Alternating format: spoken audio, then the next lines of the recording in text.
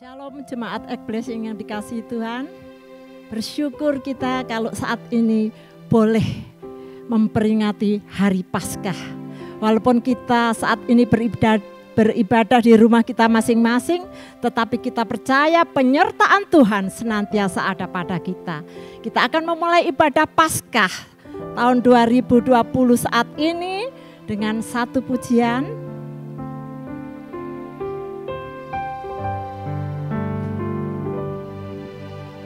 Roh-Mu yang hidup penuhiku, mengalir dalamku. Jiwaku tenang bersamamu dalam naunganmu. Buka hati tuh jamahanmu, berserah penuh di hadiratmu.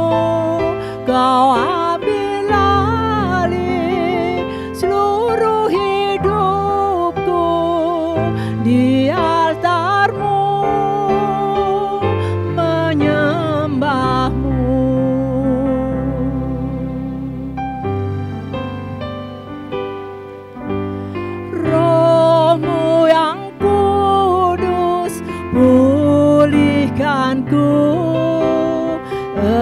Engkaulah damaiku.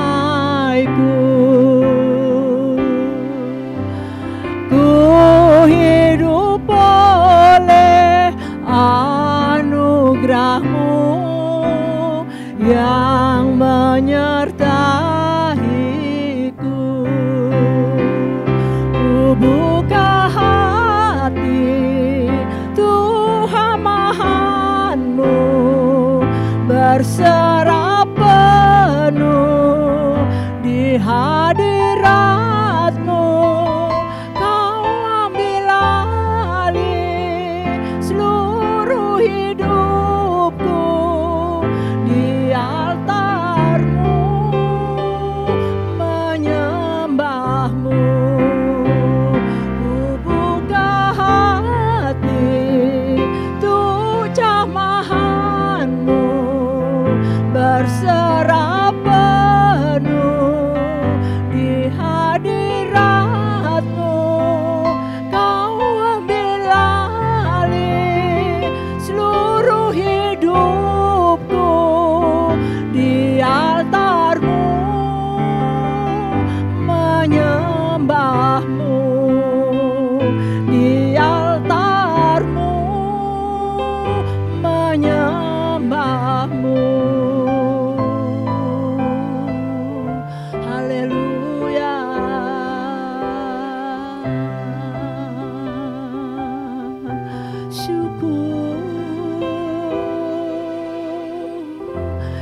Bersyukur Tuhan, kasih setia-Mu ku rasakan senantiasa Tuhan. Allah yang rela mati bagi kami, patut kami sembah Engkau Tuhan. Syukur, segala puji syukur bagi-Mu Tuhan. Haleluya. Bapakku, kami bersyukur untuk kesempatan indah pada pagi hari ini, di mana kami bersama jemaat-Mu. Walaupun kami tidak bersama Tuhan, kami beribadah di rumah kami masing-masing, tapi kami percaya ada roh sukacita, ada roh yang membangkitkan kami, karena Tuhan sudah bangkit bagi kami. Kami bersyukur Tuhan, kami boleh memperingati Paskah ini dengan jiwa dan hati yang gembira, karena Tuhan kami sudah bangkit dan menang dari kuasa maut.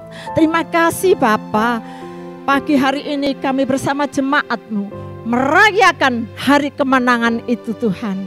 Kami menyerahkan ibadah kami, ibadah istimewa ini dari awal hingga pada akhirnya hanya di dalam satu nama, Tuhan Yesus Kristus, Juru Selamat kami yang hidup.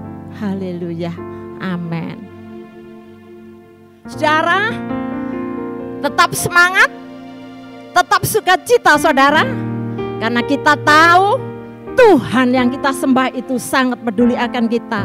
Dia yang melindungi kita, Dia yang menaungi kita. Kita rasakan itu penyertaannya senantiasa di dalam hidup kita. Mari jemaat yang dikasihi Tuhan, kita akan menaikkan satu pujian.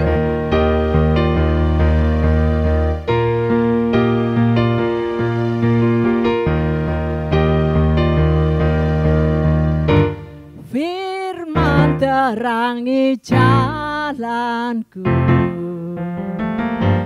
berikan iman di setiap waktu, lindungiku dari segala, tak pernah ku ragu, karena Dia bersamaku, setia menjaga dengan kuasa mulia. Hanya di dalam namanya Yesus, Dia sumber pengharapan di sepanjang hidupku. Hanya di dalam kuasa-Nya pasti tersedia kemenangan bagiku selama-lamanya.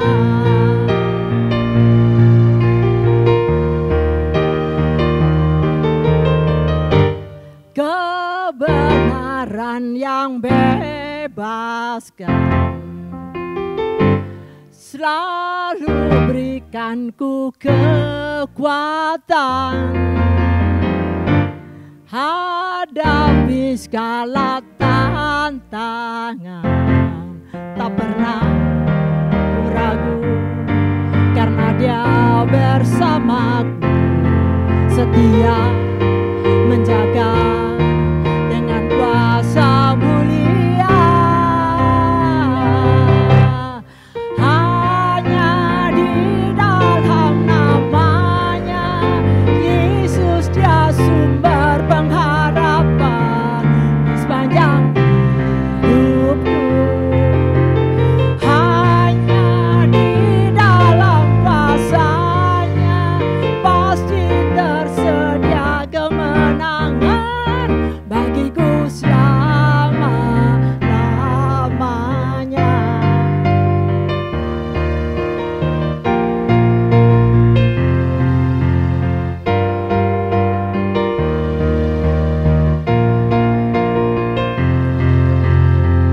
Dalam namanya ada pengharapan, dalam kuasa-Nya kemenangan. Hanya di dalam namanya Yesus, Dia sumber pengharapan di sepanjang hidupku. Hanya di dalam kuasa-Nya pasti tersedia kemenangan bagiku selamanya. Hanya di dalam namanya Yesus, Dia sumber pengharapan di sepanjang hidupku. Hanya di dalam kuasa-Nya pasti tersedia kemenangan bagiku selama-lamanya.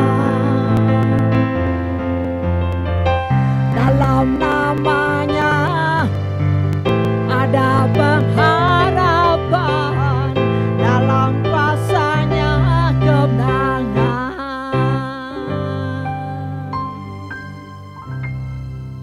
Saudaraku, hanya di dalam nama Tuhan ada kemenangan. Saudara, saat ini kalau kita dicekam rasa takut menghadapi virus corona, percayalah dan yakinlah bahwa penyertaan Tuhan itu senantiasa ada bagi anak-anaknya yang berserah penuh kepadanya. Mari saudara, kita siapkan hati kita arahkan hati kita untuk sebentar kita akan menerima firman Tuhan.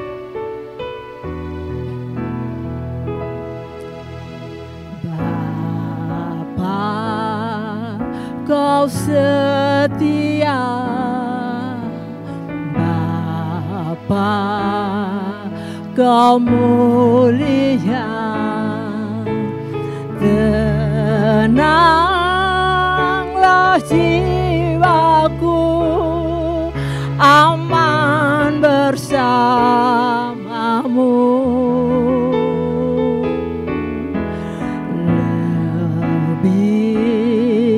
Dari harta Kaulah segalanya, tenanglah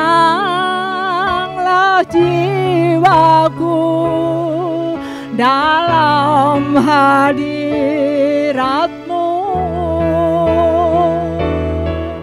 Kau tunjukkan kasih setiamu,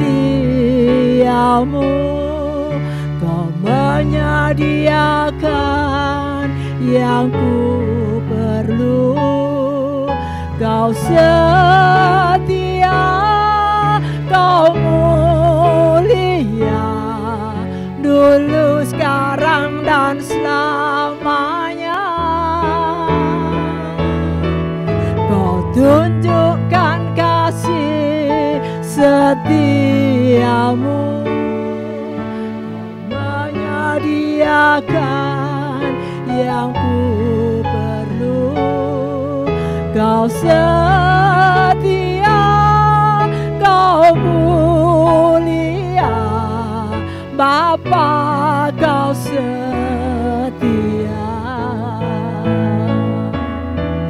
Kau tunjukkan kasih setiamu, Kau menyediakan yang ku perlu. Kau setia, Kau mulia, dulu, sekarang, dan selamanya. Kau tunjukkan kasih setiamu,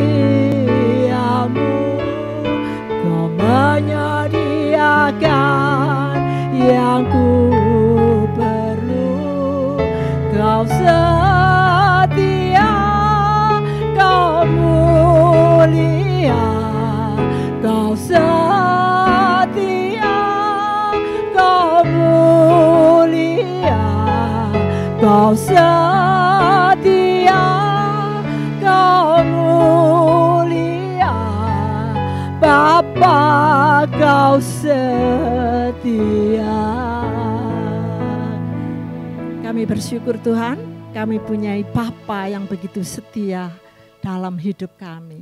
Saudaraku yang kasih, sebentar kita akan menerima firman Tuhan. Firman Tuhan akan disampaikan oleh Bapak Gembala Joni Nugraha. Mari Pak, waktu kami persilakan. Shalom Bapak Ibu Saudara sekalian, pada pagi hari ini kita akan mendengarkan firman Tuhan pada Paskah tahun 2020 ini, supaya kita benar-benar tahu makna Paskah di dalam hidup kita. Mari kita berdoa terlebih dahulu. Bapa di surga, kami bersyukur pada pagi hari ini Tuhan memberikan kesempatan buat anak-anak Tuhan, blessing Tuhan, mereka beribadah di rumah, biar mereka menerima kebenaran firman-Mu, supaya kebenaran firman-Mu bisa membawa mereka bangkit untuk tumbuh bersama dan bangkit berdoa untuk Indonesia. Pakai hamba-Mu, urapi hamba-Mu pada pagi hari ini, hanya di dalam nama Tuhan Yesus Kristus. Amin. Bapak Ibu Saudara sekalian, pada pagi hari ini saya akan menyampaikan firman Tuhan tentang Paskah ini. Saya memberi tema Paskah untuk tanggal 12 April tahun 2020. Ini adalah maut telah ditelan dalam kemenangannya. Saya akan membacakan dari 1 Korintus pasal 15 ayat 1 dan 2. Demikian firman Tuhan. Dan sekarang saudara-saudara, aku mau mengingatkan kamu kepada Injil yang aku beritakan kepadamu dan yang kamu terima dan yang di dalamnya kamu teguh berdiri. Oleh Injil itu kamu diselamatkan asal kamu teguh berpegang padanya, seperti yang telah kuberitakan kepadamu. Kecuali kalau kamu telah sia-sia saja menjadi percaya. Bapak Ibu Saudara sekalian, apakah Bapak Ibu ingat kapan pertama kali Bapak Ibu mendengar Injil, mendengar mengikuti KKR atau ibadah dimanapun, Bapak Ibu menerima Injil bahwa Tuhan Yesus diutus oleh Bapa ke dalam dunia ini untuk mati di atas kayu salib untuk menebus dosa kita. Dan Bapak Ibu, waktu itu ada tantangan untuk barang siapa yang percaya kepada Tuhan Yesus, terima Tuhan Yesus, maka Bapak Ibu hari itu terima Tuhan Yesus. Kalau Bapak Ibu ingat kapan, kalau saya ingat, saya terima Tuhan Yesus yang pertama kali adalah tanggal 30 Juni tahun 1976. Pada waktu itu saya masih SMP kelas 2. Waktu itu saya mengikuti KKR di Tambak Sari dan saya terima Tuhan Yesus di sana. Karena saya mendengar Injil pengorbanan Tuhan Yesus di atas kayu salib bagi hidup saya. Bapak Ibu Saudara sekalian, di sini ayat ini mengatakan bahwa melalui pengorbanan Tuhan Yesus di atas kayu salib, maka dia mengorbankan dirinya itu untuk menyelamatkan orang yang mau mengambil keputusan untuk percaya kepada Tuhan Yesus.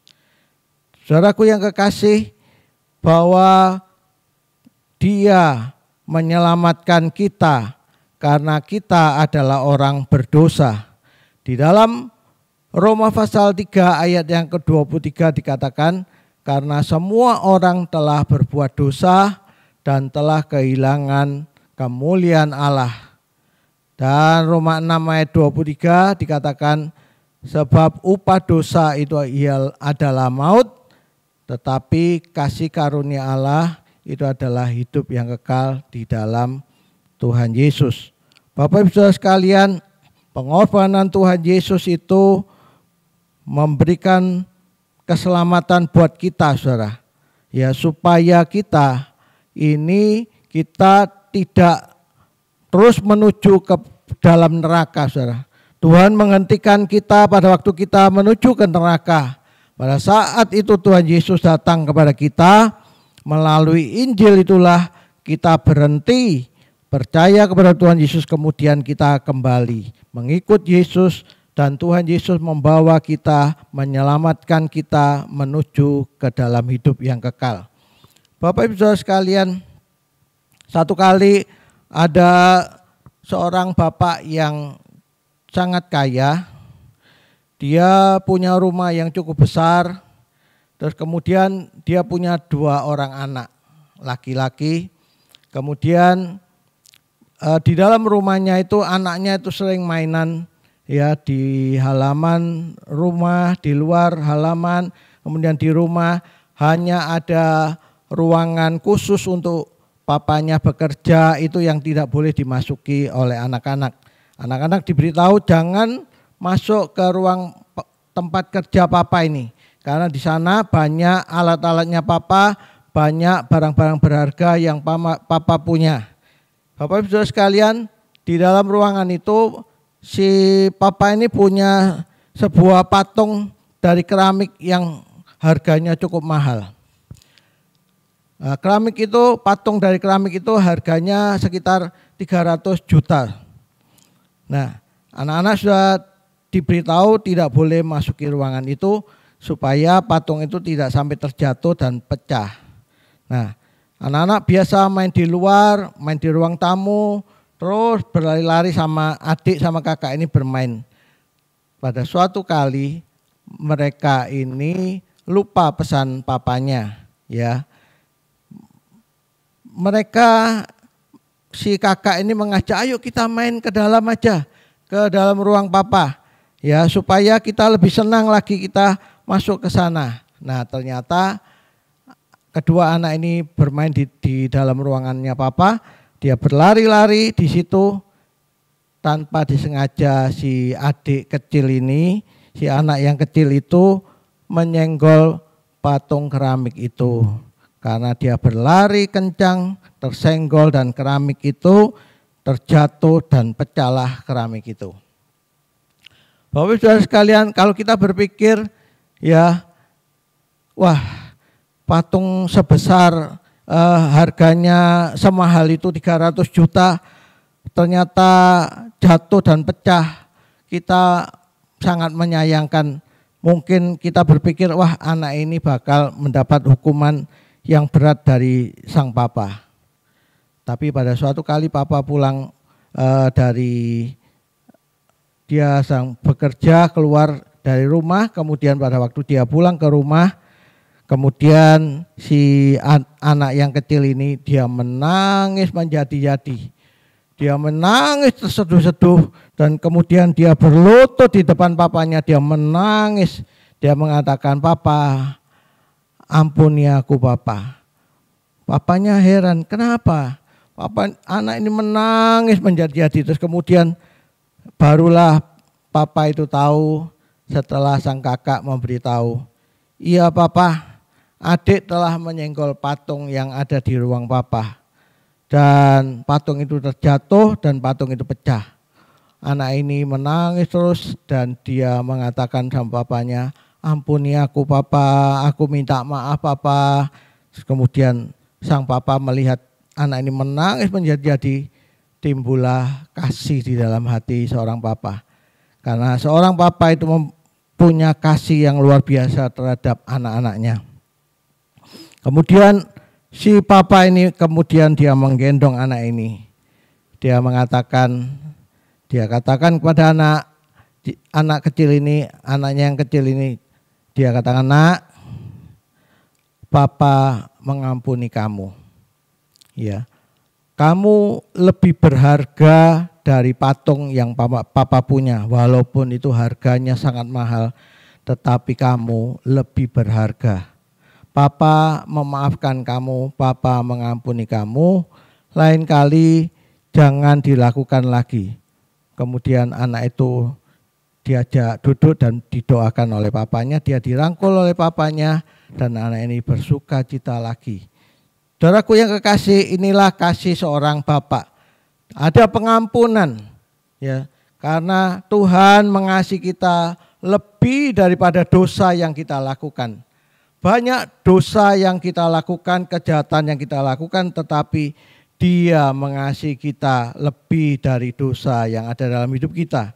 Pengampunannya yang luar biasa terhadap hidup kita. Itulah sebabnya Dia memberikan keselamatan untuk kita.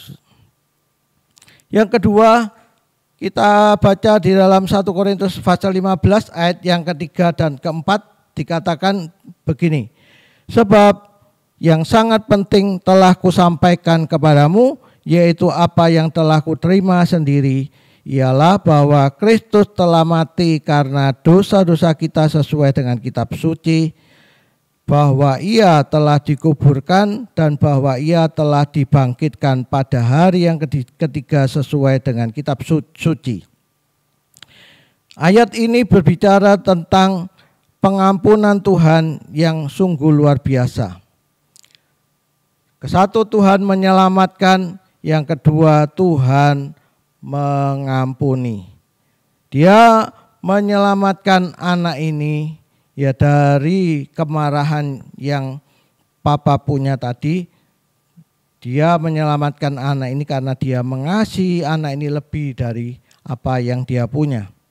Yang kedua adalah mengampuni. Si Papa ini juga memberikan pengampunan kepada anak ini. Sungguh besar kasih Bapa kepada kita, saudaraku yang kekasih. Kemudian yang ketiga, saya akan baca ayat 5 sampai ayat yang ke-10 dari 1 Korintus 15, ayat 5 sampai ayat yang ke-10. Bahwa ia telah menampakkan diri kepada Kefas dan kemudian kepada ke-12 muridnya. Sesudah itu ia menampakkan diri kepada lebih dari 500 saudara sekaligus. Kebanyakan dari mereka masih hidup sampai sekarang, tetapi beberapa di antaranya telah meninggal. Selanjutnya ia menampakkan diri kepada Yakobus, kemudian kepada semua rasul. Dan yang paling akhir dari semuanya, ia menampakkan diri juga kepadaku sama seperti kepada anak yang lahir sebelum waktunya. Karena aku adalah yang paling hina dari semua rasul, bahkan tidak layak disebut rasul, sebab aku telah menganiaya jemaat Allah. Ayat yang ke-10, ayat yang terakhir, perhatikan ayat yang ke-10. Tetapi karena kasih karunia Allah, aku adalah sebagaimana aku sekarang. Dan kasih karunia yang dianugerahkannya kepadaku tidak sia-sia. Sebaliknya, aku telah bekerja lebih keras daripada mereka semua, tetapi bukannya aku, melainkan kasih karunia Allah yang menyertai aku. Yang ketiga ini adalah tentang kasih karunia Allah, ya. Kuasa Tuhan yang mengubahkan hidup kita. Kalau kita sudah percaya kepada Tuhan Yesus, kita diselamatkan, dosa kita diampuni, maka Tuhan mengubah hidup kita karena kita adalah ciptaan yang baru. Saudaraku yang kekasih, Dia mengubah hidup kita. Kalau kita jauh dari Allah, maka perbuatan kita adalah perbuatan daging. Tetapi pada waktu kita percaya kepada Tuhan Yesus, maka perbuatan daging perlahan-lahan sudah kita tinggalkan dan kita belajar hidup di dalam roh, mengikuti firman Tuhan, mengikuti pimpinan Tuhan, hidup di dalam firman. Dia mengubahkan. Saudara, kalau Tuhan Dia terus menerus Dia punya rencana kasih mengubahkan hidup kita supaya kita berubah. Saudara, satu kali ada seorang anak remaja yang sangat nakal. Dia juga anak dari seorang yang kaya. Seorang papa yang kaya, dia punya anak ini, tetapi anak ini sudah dididik supaya dia mau berubah. Tetapi anak ini tidak berubah, dia nakal. Setiap kali dia suka berkelahi. Dan satu kali karena dia berkelahi, dia pukul anak tetangga. Ya, teman-temannya di tetangga itu dipukul sama dia sampai mengeluarkan darah.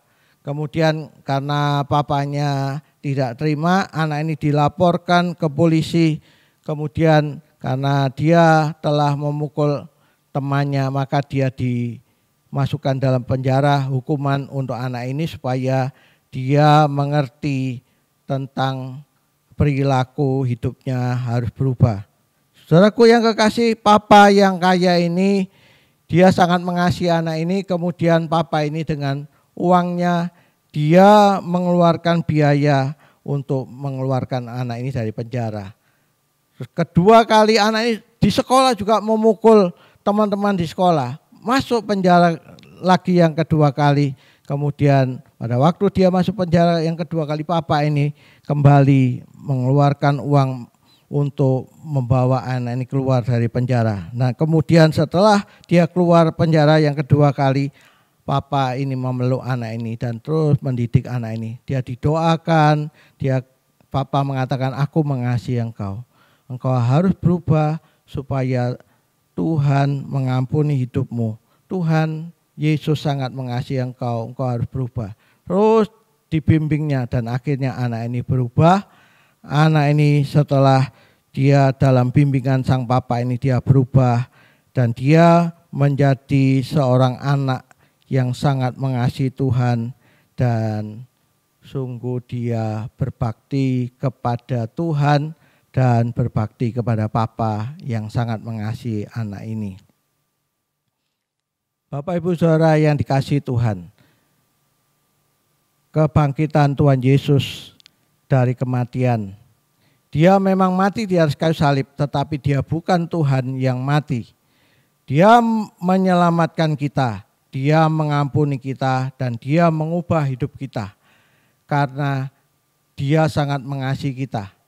Kuasa daripada kebangkitan Tuhan Yesus itu setelah dia mati di atas kayu salib, dia dimakamkan pada hari yang ketiga, pada minggu pagi subuh, dia bangkit dari antara orang mati dan dia telah mengalahkan maut. Pada waktu Tuhan Yesus mati di atas kayu salib, iblis bersorak-sorai karena dia merasa bahwa dia adalah pemenangnya. Tuhan Yesus telah kalah, tetapi terakhir pada waktu Tuhan Yesus bangkit dari antara orang mati, iblis dia sangat ketakutan karena kepala ular itu telah dipatahkan. Kepala ular itu telah dihancurkan melalui kebangkitan Tuhan Yesus. Sehingga iblis tidak punya kekuatan sama sekali. Saya akan membacakan dari 1 Korintus 15 ayat 53 sampai 58. Demikian bunyinya. Karena yang dapat binasa itu harus mengenakan yang tidak dapat binasa, dan yang dapat mati ini harus mengenakan yang tidak dapat mati. Dan sesudah yang dapat binasa ini mengenakan yang tidak dapat binasa, dan yang dapat mati ini mengenakan yang tidak dapat mati, maka akan genaplah firman Tuhan yang tertulis, maut telah ditelan dalam kemenangan. Hai maut, di manakah kemenanganmu? Hai maut, di manakah sengatmu? Sengat maut ialah dosa, dan kuasa dosa ialah hukum Taurat. Tetapi syukur kepada Allah yang telah memberikan kepada kita kemenangan oleh Yesus Kristus Tuhan kita. Karena itu saudara-saudaraku yang kekasih, berdirilah teguh, jangan goyah, dan giatlah selalu dalam pekerjaan Tuhan. Sebab kamu tahu bahwa dalam persekutuan dengan Tuhan, jerih payahmu tidak sia-sia. Inilah kemenangan yang Tuhan berikan kepada kita. Dia telah menang dari maut. Dia telah bangkit dari maut. Oleh kebangkitannya itu, maka hidup kita ini dikatakan tubuh kita yang fana ini, kalau satu kali kita dipanggil Tuhan pulang, ya dimakamkan, pada waktu sangkakala berbunyi Tuhan Yesus datang yang kedua kali, maka orang benar itu akan dibangkitkan yang pertama kali. Dan pada waktu kebangkitan orang percaya di dalam kebangkitan yang pertama itu, firman Tuhan di sini mengatakan bahwa tubuh yang mati ini, ya, kita mengenakan tubuh yang dapat binasa ini, itu diubah, dijadikan menjadi tubuh yang tidak dapat binasa. Dan dikatakan tubuh yang dapat mati ini mengenakan yang tidak dapat mati. Genaplah firman Tuhan bahwa sesungguhnya kemenangan itu telah diberikan kepada kita waktu kita dibangkitkan pada kebangkitan yang pertama. Tubuh kita digantikan oleh Allah menjadi tubuh kemuliaan. Dan pada saat itulah kita diangkat bertemu dengan Tuhan Yesus di awan-awan pada waktu kedatangannya yang kedua kali. Saudaraku yang kekasih, di sini kuasa kebangkitan itu telah mengalahkan maut. Dikatakan maut sudah dikalahkan. Maut telah ditelan dalam kemenangan Yesus melalui kebangkitannya. Maut sudah tidak punya kemenangan. Dan maut sudah tidak punya sengat. Saudaraku yang kekasih, maut tidak punya kemenangan dan maut tidak punya sengat. Iblis sudah tidak dapat mengalahkan kita. Iblis tidak dapat melukai kita. Iblis tidak dapat menyerang kita. Kalau kita tetap setia kepada Tuhan, maka kita akan tidak dapat diseret oleh iblis masuk ke neraka, tetapi kita terus sampai kepada kedatangan Tuhan yang kedua kali kita bertemu dengan Dia. Dan dikatakan dosa maut sudah dikalahkan oleh kebangkitan Yesus. Dan hukuman maut telah digenapi dalam diri Tuhan Yesus. Saudaraku yang kekasih, kematian maut itu telah dialami, digenapi di dalam tubuh Tuhan Yesus. Dia Allah yang tidak berdosa. Dia menanggung dosa kita. Dia mati di atas kayu salib untuk menggenapi. Dia masuk di dalam maut itu. Dan pada hari yang ketiga itu dia bangkit. Dia menang dan mengalahkan maut. Oleh sebab itu dosa kita yang sudah ditanggung, kita diampuni, maka keselamatan itu ada dalam hidup kita. Itulah kuasa daripada Paskah, kuasa kebangkitan Tuhan Yesus Kristus. Bapak Saudara sekalian, saya tidak akan memperpanjangkan firman Tuhan. Mari kita berdoa, tangkap firman Tuhan pada pagi hari ini supaya kita hidup di dalam Dia.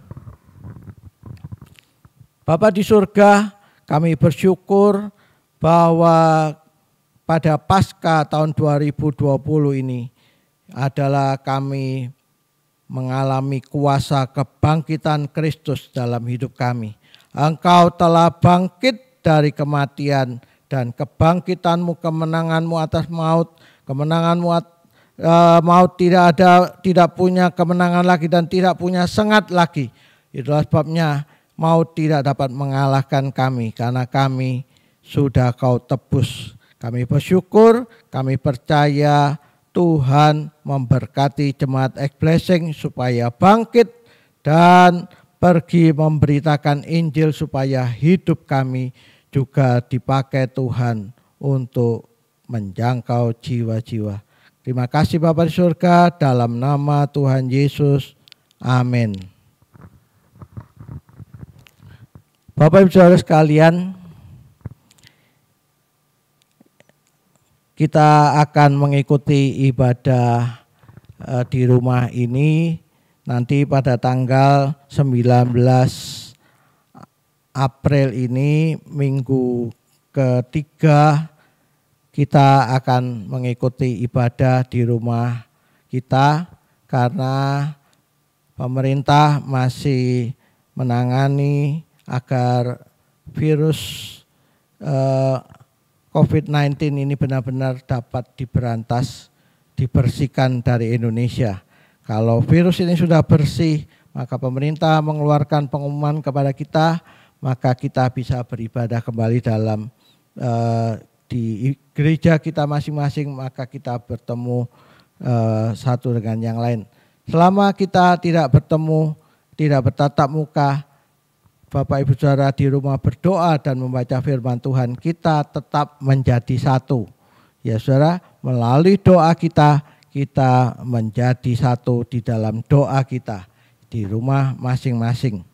Ya, oleh sebab itu kita tetap semangat dan tetap ada sukacita di rumah kita masing-masing. Tuhan Yesus memberkati. Mari Bapak Saudara sekalian, saya akan berdoa untuk sebagai doa, menyampaikan doa berkat untuk Bapak Ibu Saudara di rumah masing-masing. Bapa di surga, kami bersyukur kepadamu pada pagi hari ini Tuhan. Kami bersyukur kami bisa mengikuti ibadah di rumah kami masing-masing Tuhan.